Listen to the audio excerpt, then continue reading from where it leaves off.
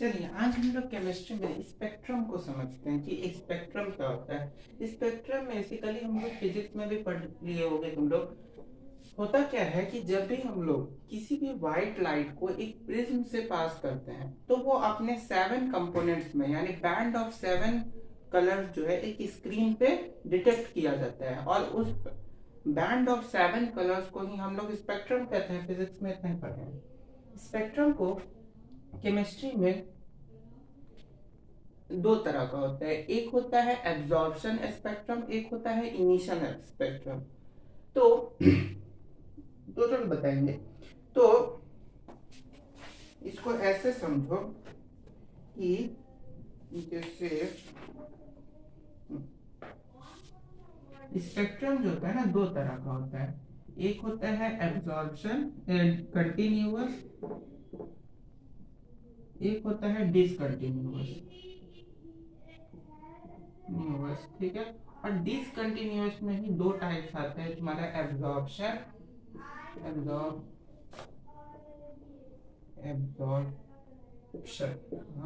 Absorption और emission.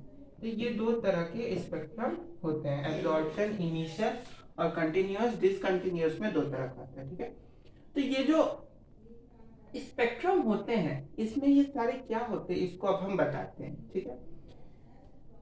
पहला absorption emission spectrum को समझते हैं। किसको? इमिशन स्पेक्ट्रम को। इमिशन स्पेक्ट्रम सिंपल ऐसा समझो कि it is form by passing emitted light from the prism, यानी सिंपल जो फिजिक्स में हम लोग स्पेक्ट्रम पढ़ते हैं वही तुम्हारा इमिशन स्पेक्ट्रम होता है। It is form by passing the white light from the prism. Example में इसके विबग्योर बोल दो, रेनबो यानी विबग्योर। ठीक है। तो ये हो गया। उसके बाद एब्जॉर्प्शन स्पेक्ट्रम क्या होता है इसको हम थोड़ा डायग्राम से बताते हैं।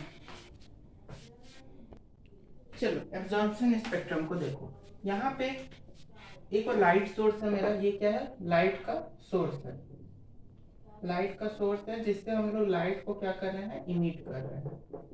लाइट इमिट होके ये जो है किसी सब्सटेंस का सॉल्यूशन है, शुगर सॉल्ट किसी भी सब्सटेंस का सॉल्यूशन है, उसमें से ये लाइट क्या हो रहा है? पास कर रहा है। इसमें से ये ट्रांसमिट किया और यहाँ पे एक प्रिज्म रखे हैं जिससे फिर वो जो लाइट जो इस सॉल्यूशन से निकला वो इससे प्रिज्म से टैग किया और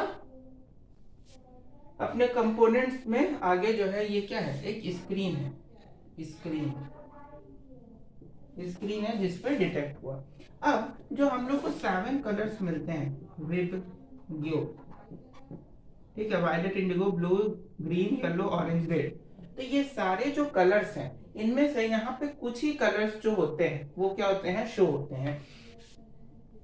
जैसे तुम देखो इसमें तुम्हारा वायलेट शो हो रहा है, इंडिगो शो हो रहा है, ब्लू शो हो रहा है और रेड शो हो रहा है।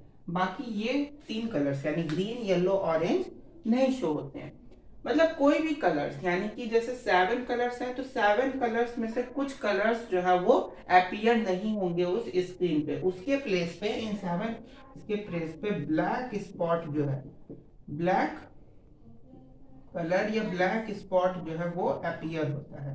क्यों? क्योंकि उसमें से क्या होता है कि जो 7 कलर्स इसमें से जो व्हाइट लाइट पास कर रहा था उसमें उस 7 कलर्स में से कुछ कलर क्या करता है? ये सॉल्यूशन एब्जॉर्ब कर लेता है, जिसके कारण सॉल्यूशन एब्जॉर्ब किया तो कुछ ही कलर जो है स्क्रीन पे डिस्प्ले हुए, जिसके कारण इसको हम लोग एब्जॉर्प्शन स्पेक्ट्रम के नाम से जानते हैं। समझ में बात आई?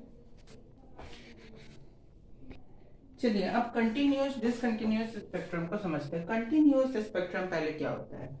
इसमें क्या होता है कि जैसे जो डिफरेंट कलर्स होते हैं, 7 कलर्स में जो डिफरेंट कलर्स होते हैं उनकी जो फ्रीक्वेंसी होती है, यानी उनका जो स्पीड होता है, उनके बीच में कोई मतलब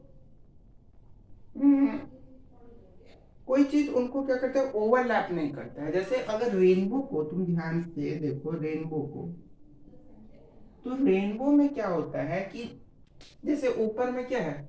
सबसे वायलेट, फिर वायलेट और इंडिगो के बीच में कोई मतलब गैप नहीं रहता है। वायलेट और इंडिगो जो होगा, जैसे ऐसे वायलेट और Indigo, blue, green, yellow, orange, red, तो इनके बीच में कोई गैप नहीं होगा। इनके बीच में कोई गैप नहीं होगा। जैसे वायलेट आया और धीरे धीरे धीरे वायलेट ही ब्लू होते गया, फिर इंडिगो होते गया, फिर ब्लू, फिर ग्रीन, फिर येलो, फिर ऑरेंज, फिर रेड, यानी उनके बीच में कोई गैप नहीं होता है, वो एक दूसरे पे ही ओवरलैप होते हैं।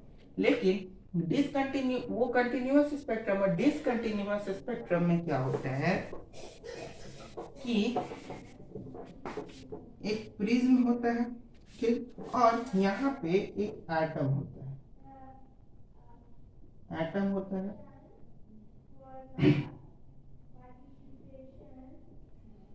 यहाँ पे क्या होता है, एटम, ये एटम होता है।